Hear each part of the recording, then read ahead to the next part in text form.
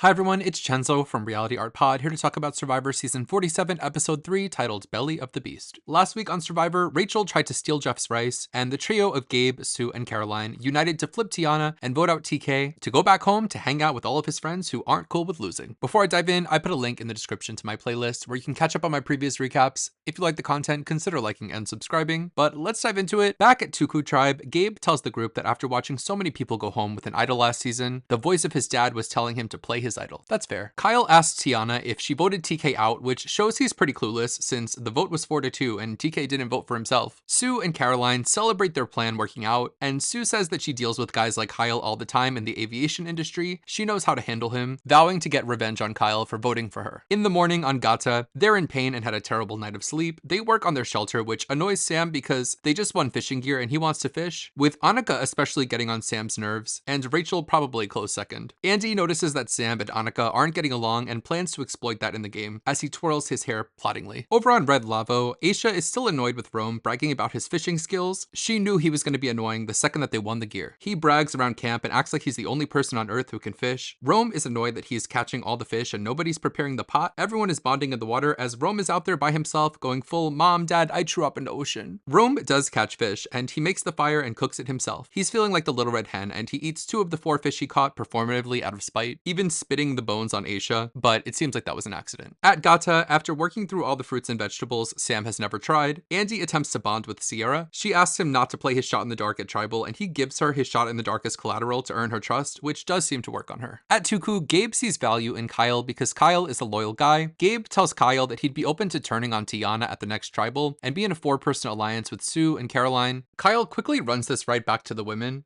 telling Caroline and Sue that Gabe called them his goats, which isn't even what Gabe said. Sue hates this. She's visibly annoyed with Kyle and is not down to work with him. Boats show up to camp where each tribe has to pick one person to go on a journey. Tuku draws rocks and Kyle gets to go. At Gata, Annika volunteers and everyone agrees to Sam's chagrin, and Rome wins a rock, paper, scissors to get to go. So these 3 agents of chaos show up to the beach where Kyle tells them that TK was voted out. Nobody is happier than Rome. Rome says that he wanted TK out first, but he'll settle for second. Annika tells the guys that Sierra and Sam are working together, and Rome tells them that he's completely excluded on his tribe and that Saul and Aisha are running the tribe. They head to separate stations where they have to pick from a bag with 3 parcels. They can get an advantage or lose a vote. If they get lose a vote, they can try again for the advantage, and if they draw a second lose a vote, they lose their next 2 votes and don't get to try again for the advantage. Kyle goes first and gets a lose a vote. He decides to stop playing, losing his vote at his next tribal council. Annika loses a vote and stops playing as well. Rome gets the advantage on his first try, earning a steal a vote. He can take someone's vote at tribal and use it himself. He says that he can't wait to go back and tell his alliance all about this. The players return to camp. Annika tells the girls that she lost her vote, but chooses not to tell the guys the truth. Rome lies to his group as well, but he tells Teeny, Genevieve, and Kishan about his advantage, trying to foster that group as his alliance. The tribes head to their immunity challenge where they need to climb up a cargo net and jump off a platform into the ocean, collecting keys to unlock and complete a seahorse puzzle. The winning tribe gets a comfort package, including 2 hammocks. Second place gets just a tarp, and the losing tribe is going to tribal council. Kishan tells Jeff that he just learned how to swim before coming out there, but their tribe sits out Genevieve. Jeff creams over Kishan's bravery. They show the strategizing before the challenge, which they rarely do, especially when Debbie isn't there to talk about her balance skills. Andy tells the tribe that he's good at everything in this challenge, and Rome forces Saul to let him take the lead. They get started, and Kyle leads the starters with a cool jump. Andy, who's good at every part of this, struggles to unhook his key and falls on the balance beam multiple times, setting Gata back by a lot. Kishan and Aisha struggle on their balance beam, which allows Annika and Sam to catch up for Gata and pass Lavo. Rachel is Miss Cool, throwing peace signs as she jumps off the platform. Meanwhile, Blue Tuku are far ahead, with Gabe and Caroline working on their puzzle as Gata join them and Rachel and Annika are assembling for them, followed by Lavo represented by Asia and Kishan. Our Lady Queen of Peace Signs Rachel is bodying this puzzle, and Gata comes in first place, winning immunity and big reward. Tuku finishes second, with Lavo losing, with really morbid commentary from Jeff throughout the puzzle making. When the winning tribes leave, Rome lies and tells Jeff and his tribe that he doesn't have a vote, and Elsbeth, please keep your hands to yourself. Back at camp, first order of business is Kishan jokingly asking if anyone wants to quit. Teeny is torn between alliances. There's the alliance with Rome, Kishan, and Genevieve. Then there's Aisha and Saul and Kishan. Teeny hints to Aisha that things may not be going well for Aisha, and she tries to sway Rome to target Saul instead of Asia. Saul asks Rome for help, but Rome continues to lie to Saul and tells Saul that everyone's voting for Asia and that Rome doesn't have a vote. Saul thinks that Rome is either a terrible player or one of the best players ever. Teeny and Kishan decide to fill Aisha in on Rome's idol, Council and the plan to vote out Saul. Asia likes that they told her, but doesn't want to keep Rome and Genevieve both in, and doesn't want to turn on Saul. Kishan feels like Asia isn't receptive or flexible. So they head to Tribal Council, where Rome is just being silly and unruly for the beginning, leading Jeff to just address other players instead. Saul tells Jeff that he feels uneasy and feeling on the outs, leading to Jeff asking Kishan if he's scared of the shot in the dark, to which Kishan announces that he's part of a core 4, which seems like an unnecessary vague announcement. This triggers a lot of side eyes and whispering, and Jeff announcing, "You're in the belly of the beast right now." Oop, Jeff said the thing. Before they vote, Aisha announces that whoever agreed to vote with her should stick with it to avoid risking an ally going home. So they get to voting, and when asked for advantages, Rome places one-time idol on himself because why not? When the votes are read, there's one for Rome that doesn't count, one for Genevieve, one for Saul, and shockingly 3 for Aisha. So Aisha's voted out, and we have to say goodbye to Aisha here, who was my winner pick in all of my little pools based on her reputation and knowledge of the game. She had a rocky stay on the island, starting with going on the journey and coming back empty-handed, which could have made her look really shady, but Teeny recognized her from Rob Has a Podcast, and that seemed to help her save face in the beginning of the game. She somehow ends up on the outs with Saul, who's barely on the show, and the show didn't really paint that dynamic out well enough for my liking. It seems like while Teeny wanted to help Aisha, she couldn't really change the rest of the tribe's opinion and hold it together against Saul, especially with Saul actually being a major contributor in the challenges. Teeny gave Aisha the last olive branch to vote out Saul, but she was just really dead set on keeping him. So I think her ultimate demise was a shortage of flexibility and adaptability, because she could have easily dropped Saul and lived to die another day. I'm doubtful if we'd ever see Aisha on TV again, though I wouldn't mind seeing her on something like The Anonymous. So that's all I have to say about this episode of Survivor. Let me know in the comments what you thought of the episode and Aisha's departure. I make Survivor recaps every Wednesday, so if you like the video, consider liking and subscribing. I'm also covering the challenge season 40 and Big Brother 26 right now, so stay tuned for more videos later this week. Until next time, have a nice weekend. Bye!